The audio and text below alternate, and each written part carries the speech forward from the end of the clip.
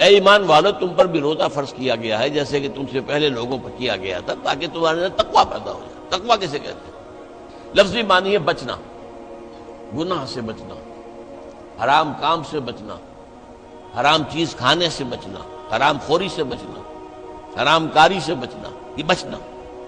وقا یقی کے معنی ہے بچانا، وقنا عذاب النار، ہم دعا مانگتے ہیں اے اللہ ہمیں آگ کے عذاب سے بچا لے۔ تو وقا یقی بچانا، اتقا یتقی بچنا، خود بچنا، تاکہ تم بچ سکو، تمہارے اندر تقویٰ پیدا ہو جائے، تم اللہ کی نافرمانی سے بچو، گناہوں کے ارتکاب سے بچو، حرام خوری سے بچو، اس لیے تمہارے اوپر روزہ فرض کیا گیا۔ اب اس کی حکمت کو سمجھیے۔ دیکھیے ایک ہے ہماری خودی، ہماری انا۔ جب میں کہتا ہوں میں، تو میں سے مراد کیا ہے؟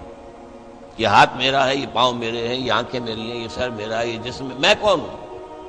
میں کی حقیقت ذرا مختلف ہے، انا، خودی، سیلف۔ ایک ہے ہمارا حیوانی وجود، اس حیوانی وجود میں وہی سارے تقاضے موجود ہیں جو حیوانات کے اندر ہیں۔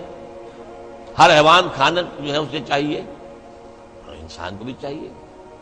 ہر حیوان میں نسل کشی کے لیے شہوت کا مادہ ہے، ہمارے اندر بھی ہے۔ ہر حیوان کو کوئی نہ کوئی گھونسلہ ہو، کوئی بھٹ ہو، کوئی جگہ چاہیے رہنے کے لیے، آرام کرنے کے لیے، ہمیں بھی چاہیے۔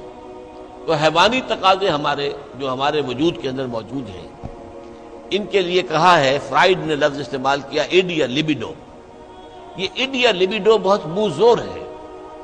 بھوک لگتی ہے تو انسان کہتا ہے کچھ بھی ملے کھانے کو، حلال ملے حرام ملے کھاؤ۔ شہوت کا جذبہ جب جاگ اٹھتا ہے، برانگیختہ ہو جاتا ہے، تو پھر وہ تو چاہتا ہے تسکین ہونی چاہیے میری شہوت کی، جائز ناجائز، حلال حرام، صحیح غلط، سب چھوڑو اس کو۔ اس کے لیے کنٹرول پیدا کرنا، ضبط نفس، کہ آپ اپنے نفس پر کنٹرول کر سکیں، نفس آپ پر حاوی نہ ہو جائے، جو اس کا حکم دے، جو بھی وہ حکم دے آپ اس کی پیروی کریں، نہیں، نفس کو اپنے قابو میں رکھیں، اپنی مرضی کے مطابق اسے چلائیں۔ اس کی مثال ایسے ہی ہے کہ جیسے ایک گھوڑا ہے اور ایک سوار ہے اس پر۔ اب اگر گھوڑا منہ زور ہے، طاقتور ہے، اور سوار بیچارہ کمزور ہے تو کیا ہوگا؟ گھوڑا کہیں پٹک دے گا اس کو، کہیں کسی کھائی میں پھینکے گا یا کچھ اور کرے گا۔ لیکن اگر سوار بھی طاقتور ہے اور اس نے گھوڑے کو دبایا ہوا اپنے دونوں رانوں کے درمیان، گھوڑا محسوس کر رہا ہے کہ میرے اوپر جو بیٹھا ہے وہ جاندار ہے، تو پھر ظاہر بات ہے کہ اب یہ گھوڑا سوار کی مرضی کے مطابق چلے گا، ذرا سا اشارہ ہوگا ادھر مڑ جائے گا۔ اسی طرح ہمارا یہ نفس ہے، یہ حیوانی وجود جو ہے، یہ گھوڑے کے مانند ہے، اور ہماری انا یا ہماری خودی یا ہماری سیلف یہ اس پر سوار ہے۔ اگر سیلف کمزور ہے، گھوڑا طاقتور ہے، تو انسان کی ہلاکت، بربادی ہے، تباہی ہے۔ نفس حاکم ہو گیا، نفس سے ہمارا کہ ہم غلام بن گئے، تباہی اور بربادی ہوگی۔ ہاں اگر آپ کی انا مضبوط ہے، آپ کی خودی طاقتور ہے، آپ کی سیلف جو ہے اس کے اندر طاقت ہے، تو یہ حیوانی وجود اب آپ کے کام آئے گا۔ گھوڑا جیسے آپ کو آپ کی مرضی کے مطابق لے کر جائے گا، منزل تک پہنچائے گا، ایسے اس حیوانی وجود کو استعمال کر کے آپ نیکیاں کمائیں گے، خیرات حسنات، اللہ کو راضی کرنے کے لیے کام کریں گے۔ اس ہاتھ کو اسی کام کے لیے استعمال کریں گے، ان ٹانگوں کو اسی کام کے لیے استعمال کریں گے، اس زبان کو اسی کام کے لیے استعمال کریں گے۔ تو یہ ہے اگر آپ کا کنٹرول نفس پر ہے، اس کا نام ہے ضبط نفس۔ اور یہاں میں تھوڑا سا اشارہ کر دوں کہ ایک اور لفظ بھی آتا ہے، نفس کشی، نفس کو مار دینا۔ انگریزی میں اس کے لیے لفظ ہے سیلف اینیہیلیشن۔ ایک ضبط نفس ہے، سیلف کنٹرول، ایک نفس کشی ہے، سیلف اینیہیلیشن۔ یہ سیلف اینیہیلیشن اسلام میں پسندیدہ نہیں ہے۔ نفس کو کچلو مت، گھوڑے کو مارو نہیں، یہ تو کام کی شے ہے، بس گھوڑے پر قوت حاصل کرو، گھوڑے کو اپنے کنٹرول میں رکھو، ورنہ نفس کا بھی حق ہے۔ گھوڑے کو بھی دانا پانی ڈالتے ہو کہ نہیں؟ تمہارے نفس کا بھی حق ہے۔ وَإِنَّ لِنَفْسِكَ عَلَيْكَ حَقًّا وَإِنَّ لِزَوْجِكَ عَلَيْكَ حَقًّا وَإِنَّ لِزَوْرِكَ عَلَيْكَ حَقًّا۔ تم پر تمہارے اپنے نفس کا بھی حق ہے، تم پر تمہاری بیوی کا بھی حق ہے، تم پر تمہارے جو ملنے کے لیے لوگ آئیں، ملاقاتی ہوں، زیارت کرنے پائے، ان کا بھی حق ہے۔ اس نفس کا بھی حق ہے، اس نفس کا بھی حق اسے ادا کرو، لیکن حلال، حرام نہیں۔ یہ حرام اور حلال کے فرق کے لیے ضبط کی ضرورت ہے، کنٹرول کر سکتے۔ اس کنٹرول کے لیے روزے کی ایک مشقت کہہ لیں یا مشق کہہ لیں، یہ مشق ہے کہ آپ نے سال میں یہ 30 دن یا 29 دن میں شدید بھوک کے باوجود حلال چیز بھی نہیں کھائی، کھانا موجود ہے، شدید پیاس ہے۔ فرض کیجئے کہ آپ عین دوپہر میں دفتر سے یا کہیں کالج سے آپ آئے ہیں اور گھر پہنچے ہیں تو شدید پیاس کی وجہ سے، جب وہ موسم آ جائے گا جون کا اور مئی کے روزے جو ہیں تو تب معلوم ہوگا کہ روزہ کہتے کسے ہیں۔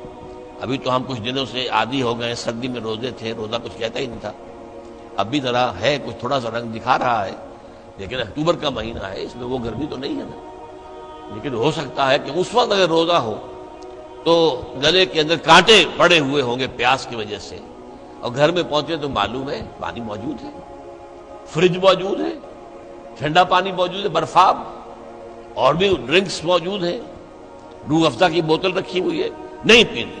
کیوں؟ اللہ کی اجازت نہیں۔ یہ مشق آپ 30 دن کریں گے تو اس سے توقع ہے کہ آپ کے اندر یہ صلاحیت پیدا ہو جائے کہ بقیہ 11 مہینے حرام تو نہ کھائیں، ایک مہینے حلال بھی نہیں کھایا اللہ کے حکم کی وجہ سے، تو حرام اللہ نے کیا ہے نا، اللہ کا حکم ہے۔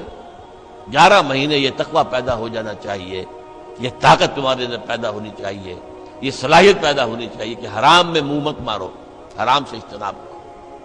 یہی وجہ دیکھیے، ذرا کڑوی بات آپ کو سنا رہا ہوں۔ فرض کیجئے عین روزے کی حالت میں آپ حرام کام کر رہے ہیں، کھانا تو نہیں کھا رہے، جھوٹ بول رہے ہیں تو حرام کام ہے، سودی کاروبار کر رہے ہیں، حرام کام ہے، رشوت لے رہے ہیں یا دے رہے ہیں، حرام کام ہے۔ عین روزے میں اگر یہ کام ہو رہا ہے تو پھر یہ روزہ بے معنی ہے۔ صرف کھانا پینا چھوڑ دیا تم نے، روزہ تو نہیں رکھا، یہ روزہ تو نہیں۔ حضور کی 2 حدیثیں آپ کو سنا رہا ہوں۔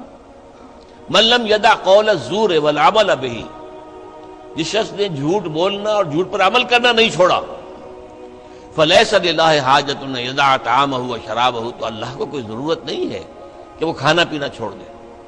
جھوٹ بولنا نہیں چھوڑا عین حالت صوم میں، تو یہ صوم نہیں ہے، فاقہ ہے۔ تم نے کھانا پینا چھوڑ دیا، بس روزہ نہیں۔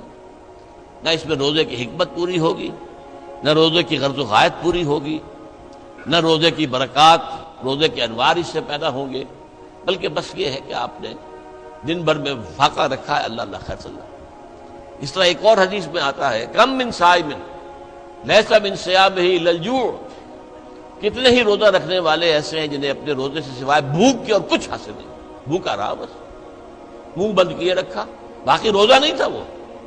جب عین روزے کی حالت میں جھوٹ بول رہا ہے یا جھوٹے عمل کے اوپر، جھوٹے کاروبار پر عمل کر رہا ہے، تو یہ روزہ نہیں ہے۔ تو روزے میں کھانا اور پینا صرف یہ ترک کرنا نہیں ہے، بلکہ یہاں تک بھی آیا ہے کہ فرض کیجئے کہ کوئی شخص آپ سے جھگڑ رہا ہے، گالن کو روز پہ اتر آیا ہے، تم یہ کہو کہ بھائی میں اس وقت کچھ نہیں کہہ سکتا، میں روزے سے ہوں، میں اس وقت تمہاری بات پر جواب نہیں دے سکتا، میں روزے سے ہوں۔ یہ بھی گویا کہ روزے کے تقاضوں میں سے ہے، جھگڑا نہ کیا جائے، فساد نہ کیا جائے، لوگوں سے لڑا نہ جائے، گالم گلوچ نہ کی جائے، یہ بھی روزے کے تقاضوں میں سے ہے۔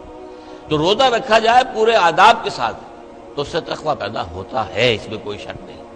تو یہ ہے گویا کہ اولین سطح پر روزے کی حکمت، یا ایھا الذین آمنوا کتب علیکم الصیام کما کتب علی الذین من قبلکم لعلکم تتقون۔ اب آئیے اگلی منزل، کچھ عرصے کے بعد پھر رمضان کے روزے فرض کر دیے گئے۔ شہر رمضان الذی انزل فیہ القرآن ھدی للناس وبینات من الھدی والفرقان فمن شہد منکم الشہر فلیصم۔ رمضان کا مبارک مہینہ وہ ہے جس میں قرآن نازل ہوا، اور قرآن کیا ہے؟ لوگوں کے لیے ہدایت